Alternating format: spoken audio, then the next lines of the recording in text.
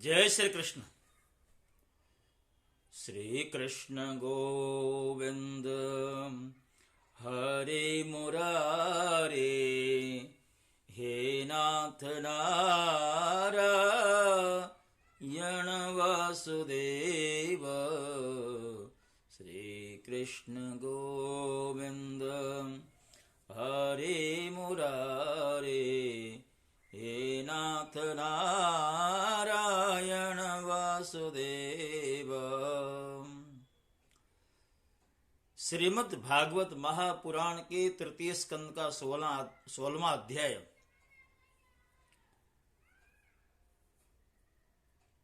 जिसमें सनकादियों के द्वारा शापित जय और विजय का वैकुंठ से पतन, इस प्रसंग को यहां पर स्थान दिया गया है।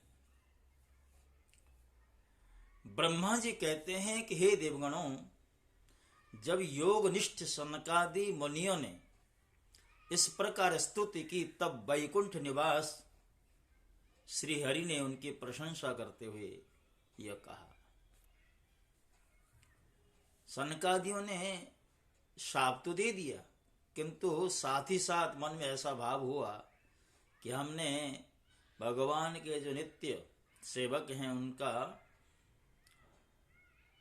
असुर योनि में जन्म हो, इस तरह का जो शाप दिया है वो अच्छा नहीं किया है, किंतु भगवान ने कहा आपने अच्छा ही किया। भगवान कहते हैं कि ये मेरे पार्षद हैं, इन्होंने आपके प्रति जो व्यवहार किया है उस व्यवहार का तो यही फल होना था। आप मेरे अनुगत भक्त हैं, अतः इस प्रकार मेरी अवज्ञा होने के कारण आपने इन्हीं जो दंड दिया है वो मेरे भी अभिमत है, अर्थात मैं भी इसका समर्थन करता हूं। ब्राह्मण मेरे आराध्य हैं, मेरे अनुचरों के द्वारा आप लोगों का जो अपमान हुआ है उसे मैं अपना ही अपमान मानता हूं, इसलिए मैं आप लोगों से प्रसन्नता की अपेक्षा करता हूं, आप प्रसन्न हो जाइए। सेवकों के अपराध करने पर संसार उनके स्वामी का ही नाम लेता है, वह अपयश उसी कीर्ति को इस प्रकार दूषित कर देता है जैसे त्वचा को चर्म रोग।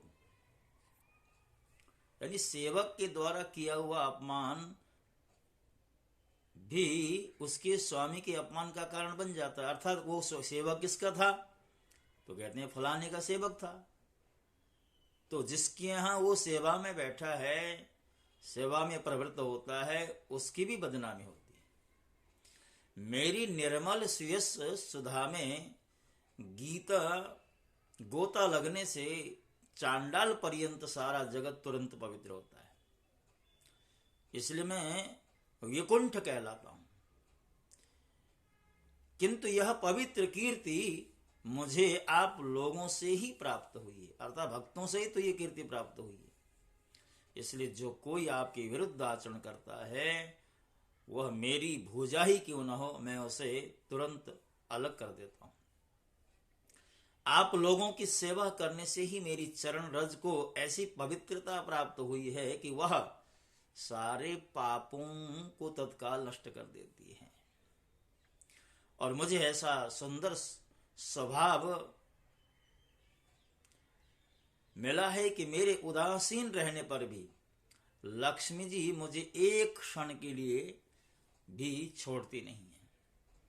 यद्यपि इन्हीं के रेशमात्र कृपा कटाक्ष के लिए अन्य ब्रह्मादि देवता नाना प्रकार के नियमों और व्रतों का पालन करते हैं, जो अपने संपूर्ण कर्मफल मुझे अर्पण कर सदा संतुष्ट रहते हैं, वे निष्काम ब्राह्मण ग्रास ग्रास पर तृप्त होते हुए घी से तरह तरह के पकवानों का जब भोजन करते हैं, तब उनके मुख में से मैं जैसा तृप्त होता हूं, वैसा यज्ञ में अग्नि रूप मुख से यजमान की दी हुई आहुतियों को ग्रहण करके नहीं होता।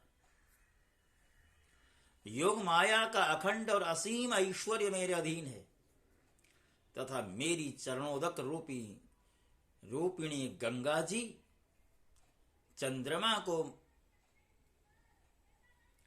मस्तक पर धारण करने वाले भगवान शंकर के सहित समस्त लोकों को पवित्र करते हैं। ऐसा परम पवित्र एवं परमेश्वर होकर भी मैं जिनकी पवित्र चरण रज को अपने मुकुट पर धारण करता हूं, उन ब्राह्मणों के कर्म को कौन नहीं सहन करेगा।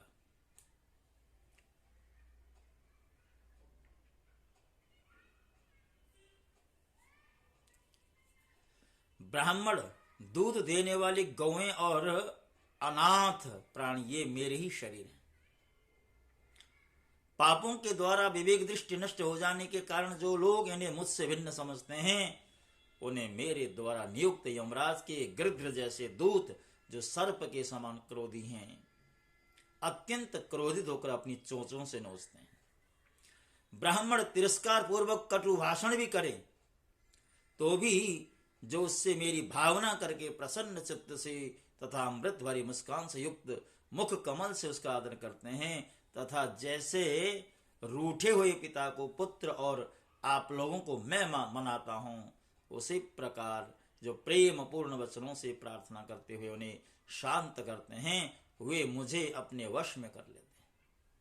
मेरे इन सेवकों ने मेरा अभिप्राय न समझकर आप लोगों का अपमान किया, इसलिए मेरे अनुरोध से आप केवल इतनी कृपा कीजिए कि इनका यह निर्वासन काल शीघ्र ही समाप्त हो जाए।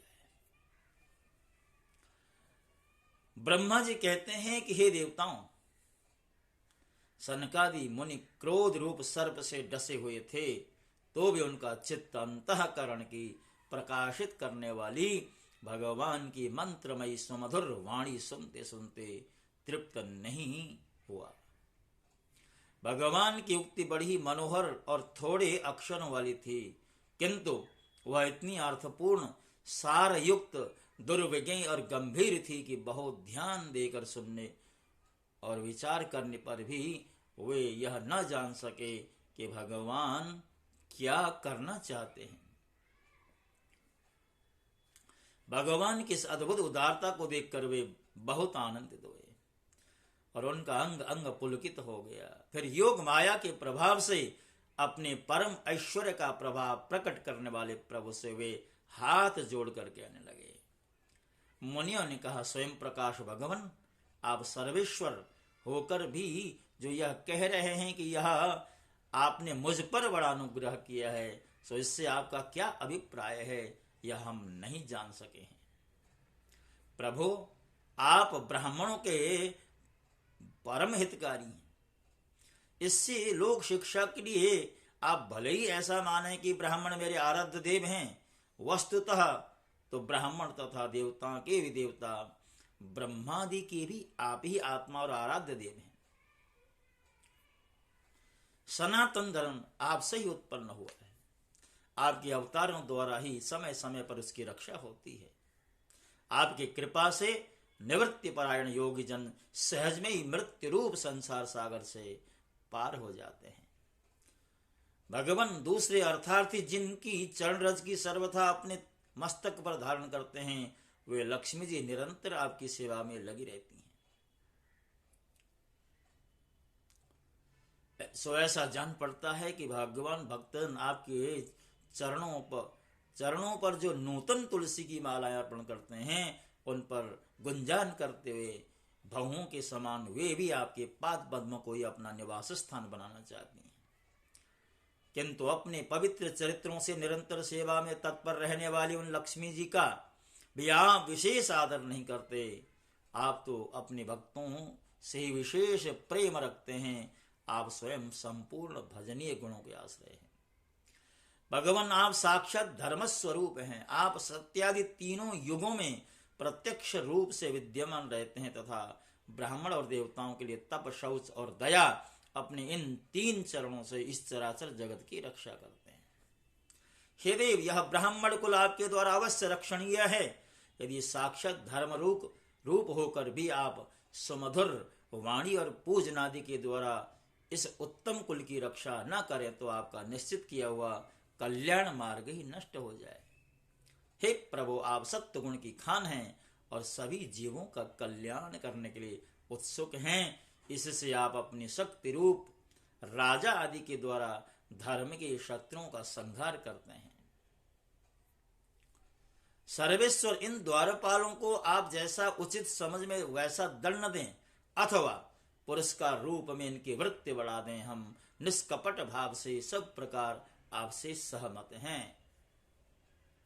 भगवान कहते हैं, मुनिगण, आपने ने जो शाप दिया है सच जानिए वह मेरी ही प्रेरणा से हुआ है।